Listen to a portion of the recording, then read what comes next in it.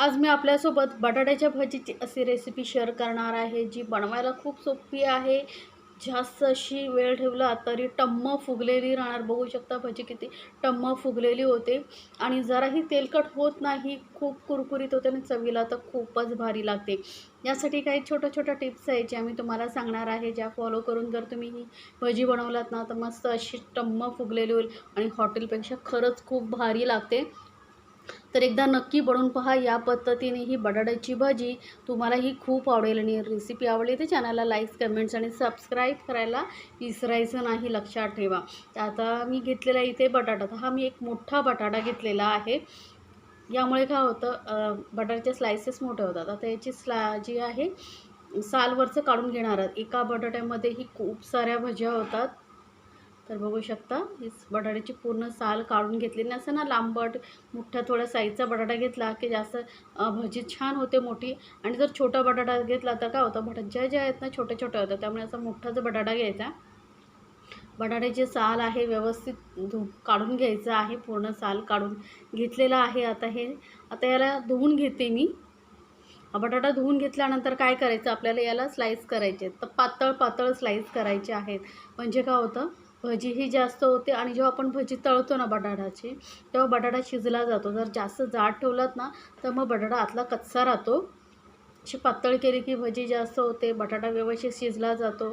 त्यामुळे असे पातळ स्लायसेस करून घ्यायचे. तर इथे मी सुरीने घेतलेले आहे, तुम्ही स्लायसरनेही करू शकता. हे बघा, मस्त असे पातळ स्लायसेस मी करून घेते. आणि हे बटाटे आपण लगेचच पाण्यात ठेवणार आहोत. म्हणजे काय होईल, यावरती जे स्टार्च वगैरे आहे ते निघून जाईल. तर बटाट्याचे स्लाईस करून मी हे असे पातळ घेतलेले आहेत. बघू शकता किती अशा पातळ स्लायसेस आपण केलेले आहेत. आणि मोठा बटाटा घेतल्यामुळे स्लायसेसही मोठ्या भरपूर झालेले आहेत. एका बटाट्याची तुम्हाला ना 3 ते 4 जणांना मस्त आरामात भजी पुरते. आता यामध्ये पाणी घालून 1-2 वेळा धुवून घेते मी. बघू शकता, हे जे स्टार्च आहे ना ते आपल्याला काढून टाकायचं आहे. असं चोळून बटाटा आपण धुवून घेऊया. आणि परत यामध्ये पाणी घालून आपण बटाटा असाच थोडा वेळ ठेवायचा आहे बरं का. तोपर्यंत आपण पुढची तयारी करूया. तर हा बटाटा आपण आता साईडला ठेवूया. तर एका बाउलमध्ये मी घेते बेसन. तर एक मोठा कप भरून मी बेसन घेतलेलं आहे. 1 कप बटाट्यासाठी एवढं बेसन बस होतं. आता भजी कुरकुरीत आणि टम्म फुगण्यासाठी आपण यामध्ये घालणार आहोत कॉर्नफ्लोअर. तर कॉर्नफ्लोअरमुळे काय होतं, भजी ना मस्त अशी टम्म फुगलेली होते आणि जास्त वेळ तशीच टम्म फुगलेली राहते आणि तेलकट होत नाही, सर्वात महत्त्वाचं म्हणजे. आणि आता भजीने एकदम मस्त अशी हॉटेलसारखी पिवळी होण्यासाठी आपण इथे घालणार आहोत चिली फ्लेक्स. लाल मिरची पावडर घालायची नाही आहे. सोबतच घातलेले आहेत चवीनुसार मीठ आणि थोडीशी हळद, जास्त हळद घालायची नाही. आणि फक्त एक 2 पिंच एवढा आपण बेकिंग सोडा वापरणार आहोत. बेकिंग सोड्यामुळे काय होतं, भजी मस्त अशी कुरकुरीत होते. सोबतच थोडी मी कोथिंबीर घातलेली आहे. आता तुम्हाला चिली फ्लेक्स नसतील घालायचे ना, तर हिरवी मिरची बारीक चिरूनही घालू शकता. आणि तुम्ही म्हणाल आता माझ्याकडे कॉर्नफ्लोअर नाही आहे, तर मग तुम्ही याऐवजी तांदळाचं पीठही 1-2 चमचे घालू शकता. पण शक्यतो कॉर्नफ्लोअर घालून बघा, मस्त भजी होते. आता यामध्ये थोडंसं पाणी घालायचं बरं का, एकसाथ जास्त घालायचं नाही. थोडंसं पाणी घालून आपल्याला हे पीठ छान असं फेटून मस्त असं फ्लफी करायचं आहे. 1-2-3 मिनटं छान असं फेटून घ्यायचं आहे. फेटून घेतल्यामुळे काय होतं, एक तर आपण यामध्ये जे बेसन घेतलं आहे मस्त असं फ्लफी होतं, छान असं स्मूद होतं. कॉर्नफ्लोअर घातलं आहे त्यामुळे जी भजी आहे ना जास्त टम्म फुगलेली होते.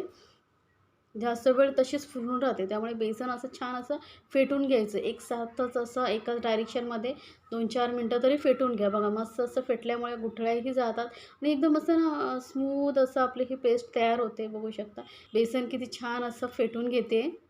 आणि हलका कलर चेंज होईपर्यंत आपल्याला हे फेटून घ्यायचं आहे. ते जसं फेटत जाल ना, तसं तुम्हाला कळेल की बेसनचा आता कलर चेंज होत आलेला आहे. आणि जास्त पातळही आपल्याला हे पीठ करायचं नाही. पातळ केल्यामुळे काय होतं, जेव्हा आपण तेलामध्ये भजी सोडतो ना, ते एक्स्ट्रा पीठ जास्त निघतं आणि भजी मग पातळ होते. वरचं कवर एका साईडला निघतं वगैरे.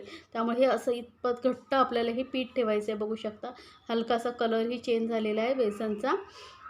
आता यामध्ये असा हे बटाटा छान असा घोळून घ्यायचं आहे पूर्ण.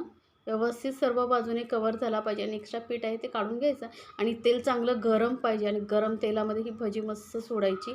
आणि एका वेळेस जास्त सोडू नका, म्हणजे काय होतं, एकावर एक बसल्या जातात आणि त्यांना फुलायला जागा भेटत नाही. त्यामुळे मग भजी फुलत नाही आणि एकमेकांना चिकटल्यामुळे त्यांचं कवरही निघतं आणि मग बटाटा आतमध्ये जो आहे तेल शोषून घेतं.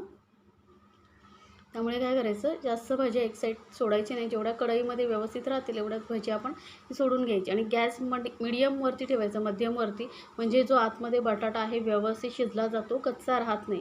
तर इथे बघा 5-6 भज्या मी सोडलेले आहेत. आता छान अशा त्यांना फुलू द्यायचं आहे.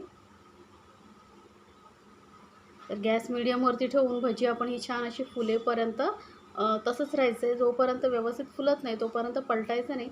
आणि यांना आता दुसऱ्या साईडने आपण पलटून तळून घेऊया.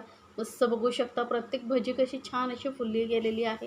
तर या पद्धतीने नक्की करून पहा आणि मला सांगायचं आहे बरं का. आता ह्याचं बघा, आपण यामध्ये लाल मिरची पावडर घातली नाही आहे, त्यामुळे आपल्या भजीचा कलर किती सुंदर आलेला आहे बघा. मस्त असं पिवळसर कलर आलेला आहे.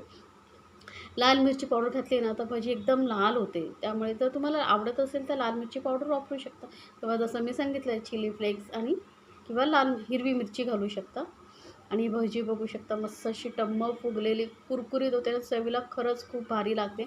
या पद्धतीने नक्की बनवून पहा आणि रेसिपी आवडली तर चॅनलला लाईक्स, कमेंट्स आणि सबस्क्राईब करायला विसरू नका. सोबतच बेल आयकॉनवरती नक्की क्लिक करा. तर ही भजी आपली तळून झालेली आहे. तर यार मी काढून घेते. आता बघू शकता मस्त अजूनही तशीच भजी टम्म फुगलेली आहे.